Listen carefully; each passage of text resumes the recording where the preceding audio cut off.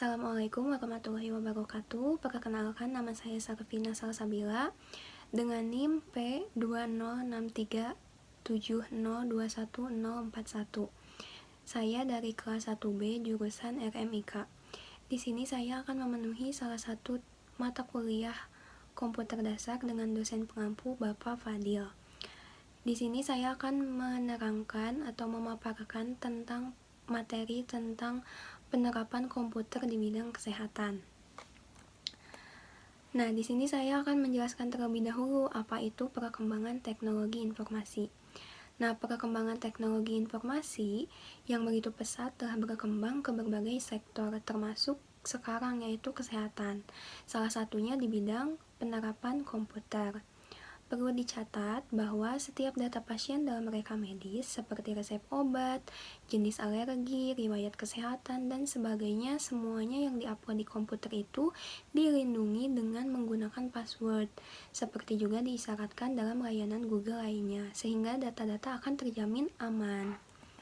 Kemudian ada peran komputer di bidang kesehatan itu terbagi menjadi 4. Yang pertama yaitu mendiagnosa penyakit, yang kedua untuk menemukan obat yang tepat, dan yang ketiga menganalisis organ tubuh manusia yang sulit dilihat, terakhir yaitu untuk riset di bidang kesehatan. Adapun manfaat komputer di bidang kesehatan, saya mengambil 6 manfaat. Yang pertama yaitu untuk mendiagnostik, terapi dan perawatan, monitoring status pasien. Yang kedua untuk administrasi rumah sakit. Yang ketiga untuk database karyawan rumah sakit. Yang keempat untuk penelitian dan pabrik farmasi. Yang kelima yaitu ronsen terhadap tubuh pasien sehingga dapat diketahui apa itu penyakitnya, apa itu penyebabnya. Dan yang keenam yaitu untuk laboratorium analisis kesehatan, penelitian dalam bidang kesehatan. Nah, adapun contoh teknologi informasi berupa sistem di bidang kesehatan. Saya mengambil 2 contoh teknologi informasi. Yang pertama ada CIT atau Computerized Axial Tomography, berfungsi untuk mengambil struktur bagian otak dan mengambil seluruh organ tubuh yang tidak bergerak dengan menggunakan sinar X.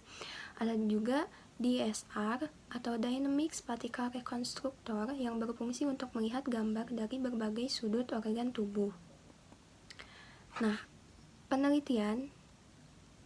Sebuah penelitian menemukan temuan baru komputer DNA. Nah, saat ini telah ada temuan baru yaitu komputer DNA yang mampu mendiagnosis penyakit sekaligus memberi obat. Ehud Shapiro beserta timnya dari Institut Sains Weizmann, Rehovot, Israel telah membuat komputer DNA ultra kecil yang mampu mendiagnosis dan mengobati kanker tertentu. Oleh karena itu, mesin biomolekul yang bekerja dengan ketepatan lebih dari 99,8% itu dapat disimpan dalam setetes larutan. Komputer DNA juga menggunakan untai nukleotida sebagai masukan data dan molekul biologi aktif sebagai larutan data dapat menghasilkan sistem kendali logis dari proses-proses biologi. Nah, di sini ada juga e-health, telemedicine, dan surveillance epidemiologi. Yang pertama ada e-health. Layanan elektronik kesehatan atau disebut dengan e-health yang merupakan solusi enterprise di bidang kesehatan karena melibatkan pihak mulai dari masyarakat luas, rumah sakit, puskesmas, perguruan tinggi, hingga produsen obat dan industri farmasi. Keterpaduan dan integrasi antara e-health dengan SIAK atau Sistem Informasi dan Administrasi Kependudukan, proses Digital Medical Record atau DMR, atau rekam medis elektronik merupakan segmen fundamental dari e-health.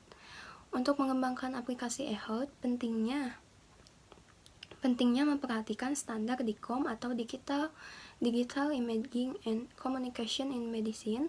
Cakupan standar DICOM tidak hanya sekitar pada masalah penyimpangan dan penyajian data radiologinya saja, namun semakin berkembang ke arah integrasi instrumen radiologi dengan protokol jaringan komunikasi tertentu.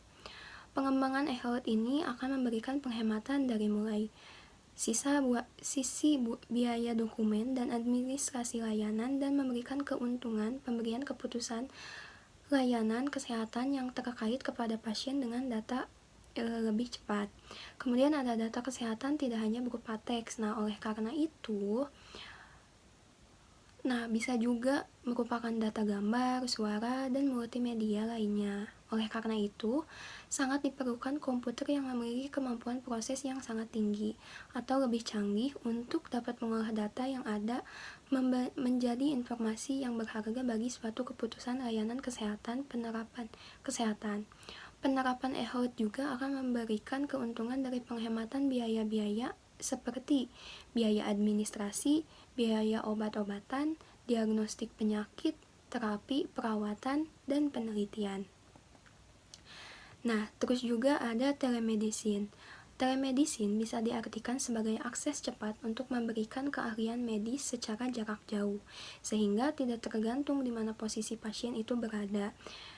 Prosedur pengumpulan data secara manual dapat digantikan dengan digitalisasi yang lebih cepat, akurat, dan hemat biaya, apalagi jika jarak lokasi kejadian dan tempat pengumpulan data sangat berjauhan.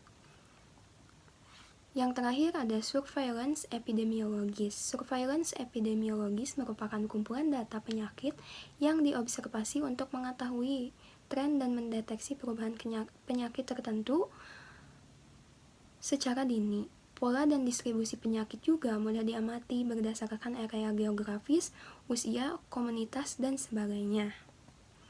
Reference. Sekian yang dapat saya sampaikan. Mohon maaf apabila ada tingkah laku maupun pengucapan yang kurang tepat. Wabillahi taufik wal hidayah. Wassalamualaikum warahmatullahi wabarakatuh. Terima kasih.